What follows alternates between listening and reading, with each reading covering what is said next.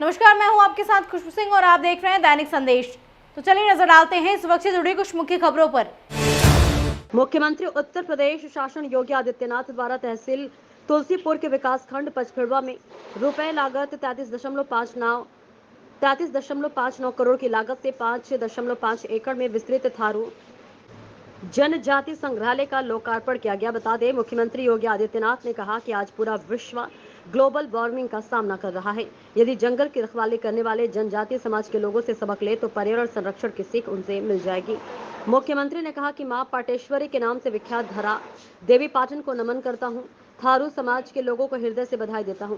आजादी के अमृत महोत्सव के प्रवेश में देश की महिला राष्ट्रपति द्रौपदी मुर्मू का जन्मदिन होने के कारण यह दिन दो मामलों में बहुत महत्वपूर्ण है। कहा कि थारू समाज जंगलों की रक्षा करता है। जड़ों से जुड़े जंगल की रखवाली करने वाले इस समुदाय के लोग महाराणा प्रताप के वंशज हैं। जड़ों को मजबूत करने का इनका गौरवशाली इतिहास है।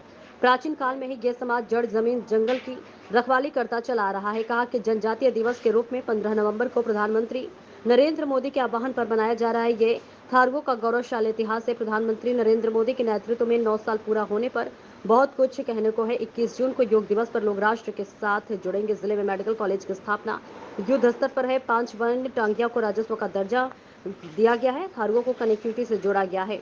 इससे पूर्व पर्यटन एवं धर्मार्थ कार्य प्रमुख सचिव ने प्रतीक चिन्ह देकर मुख्यमंत्री योगी आदित्यनाथ का स्वागत किया। समाज कल्याण एवं जनजातीय मंत्री श्री संजीव कुमार गौड़, पर्यटन मंत्री जयवीर सिंह, जनपद प्रभारी एवं आबकारी मंत्री नितिन अग्रवाल, जिलाधिकारी अरविंद सिंह, धीरेन्द्र प्रताप सिंह धीरू आदि मौजूद रहे। बहनों, आज का दिन हम सब के लिए अत्यंत महत्वपूर्ण है और महत्वपूर्ण इसलिए है क्योंकि एक और हम यहाँ पर आजादी के अमृत काल के प्रथम वर्ष में थारू संग्रहालय जो आपको अपने अतीत के साथ जोड़ करके इन कार्यक्रमों को विकास की एक नई आभा के साथ आगे बढ़ने के लिए प्रेरित कर रहा है, जहां इसका लोकार्पण कर रहे हैं, वही याद करिए कि जब हम आजादी के अमृत महोत्सव में प्रवेश किए थे तो आजादी के अमृत महोत्सव वर्ष में स्वतंत्र भारत में पहली बार एक जनजातीय नेत्री अपनी सादगी, अपनी सहजता, अपनी सरलता, अपने नेतृत्व की क्षमता के कारण देश की राष्ट्रपति बनी है। श्रीमती द्रौपदी मुर्मू जी देश की राष्ट्रपति बनी है।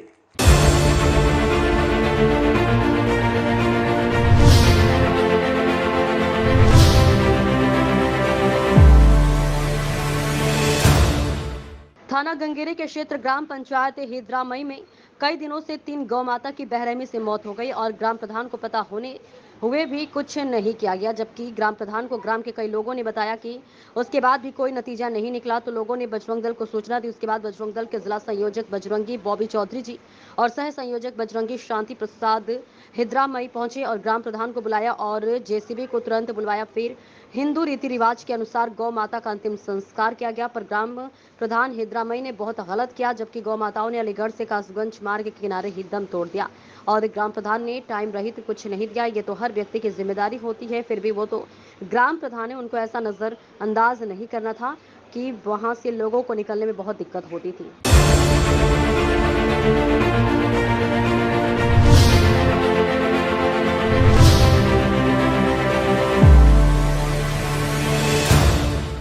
सिद्ध बाबा आश्रम पहाड़ी करौली में सामाजिक कुरीतियों को त्यागने का लिया निर्णय। सोमवार को सिद्ध बाबा आश्रम पर महारूप पटेल पहाड़ी की अध्यक्षता में प्रजापति समाज की बैठक संपन्न हुई, जिसमें करौली, सवाई माधोपुर, धौलपुर, अलवर, भरतपुर के प्रजातियों ने भाग लिया।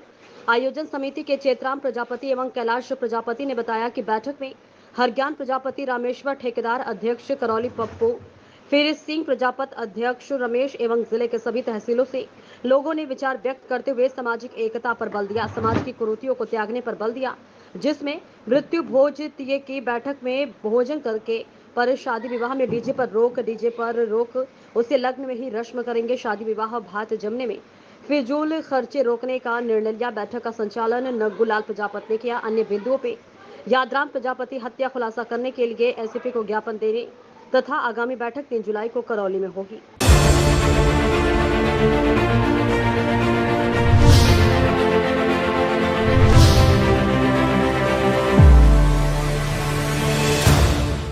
राजस्थान प्रदेश में बजरी माफिया के खिलाफ चल रहे विशाल धरने में शामिल होकर कांग्रेस नेता श्याम खिचड़ ने संबोधित किया।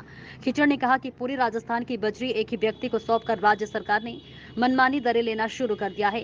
प्रति टन बजरी 700 रुपए में बेचकर 40,000 प्रति ट्रक का वसूल कर आम जनता का खून चूसने का काम माफिया कर रहे हैं। नदियों से हजारों टन बजरी खोदकर स्टॉक कर ली गई है।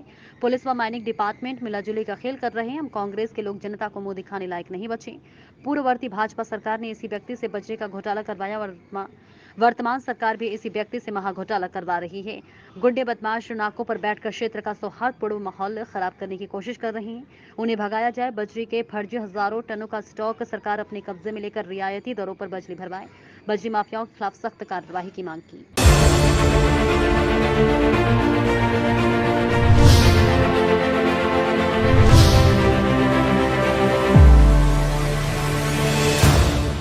अलवर नगावा थानाधिकारी सुनील टांग ने बताया कि नगावा में लगातार हो रही चोरी की घटनाओं को गंभीरता से लेते हुए अलवर पुलिस अधीक्षक आनंद शर्मा, एएसपी सरिता सिंह, नगावा थानाधिकारी प्रशिक्षु आईपीएस अमित जैन के नेतृत्व में थाना स्तर पर टीम गठित कर घटनास्थल के आसपास लगे सीसीटीवी कैमरों एवं मुखबिर तंत्र की सहायता से चोरी करने वाले व्यक्ति राकेश उर्फ सलीम पुत्र हरचंदी जाति कुम्हार उम्र 32 साल निवासी फिरोजपुर झिरका हाल निवासी अगोन को गिरफ्तार कर पूछताछ की गई।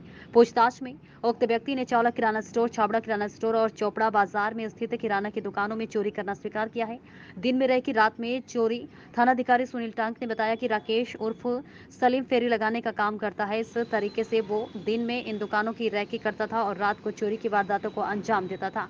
चोरी में प्रयुक्त वाहन अपाचे मोटरसाइकिल और चोरी गया माल जब्त कर लिया गया है। चोरों को पकड़ने में सम्मान बास चौकी इंचार्ज भरत सिंह व कांस्टेबल शबीर ने विशेष भूमिका निभाई है। नौगावा थाने में पिछले कुछ दिनों से लगातार चोरी की वारदातें हो रही, इसको गंभीरता से लेते हुए श्रीमान एसपी साहब Anand Sharma, additional SP madam सरिता सिंह, सीओ रामगढ़ एवं थानाधिकारी थाना नौगावा श्री अमित जैन, प्रोबेशनर आईपीएस के निर्देशन में थाना स्तर पर टीम का गठन किया गया। टीम के गठन के दौरान अलग अलग टीमें बनाई गई और जो थाने में लगातार चोरियां हो रही थी, उन चोरियों का मुख्य आरोपी जो है पुलिस ने गिरफ्तार कर लिया है। उससे चोरी का माल बरामद किया है और थाने की इससे पहले की जो घटनाएं हुई थी, इसमें चावला किराना स्टोर पे नकबजनी की वारदात हुई थी, चोपड़ा बाजार में हुई थी, एक छाबड़ा किराना स्टोर पर वारदात हुई थी। ये सारी वारदातें आरोपी द्वारा स्वीकार की गई है। आरोपी का नाम जो है वो राकेश उर्फ सलीम पुत्र हरचंदी जाति कुम्हार फिरोजपुर झिरका हरियाणा निवासी है। राकेश उर्फ सलीम जाति से नाम से हिंदू और मुस्लिम दो चीज होना पता लग रहा है, तो क्या जाति है इसकी, क्या धर्म है? जाति से ये वैसे कुम्हार है, लेकिन इसने धर्म परिवर्तन कर लिया और अब ये मुस्लिम धर्म इसने अपना लिया। तो क्या इसके खिलाफ पहले भी कोई आपराधिक रिकॉर्ड दर्ज है?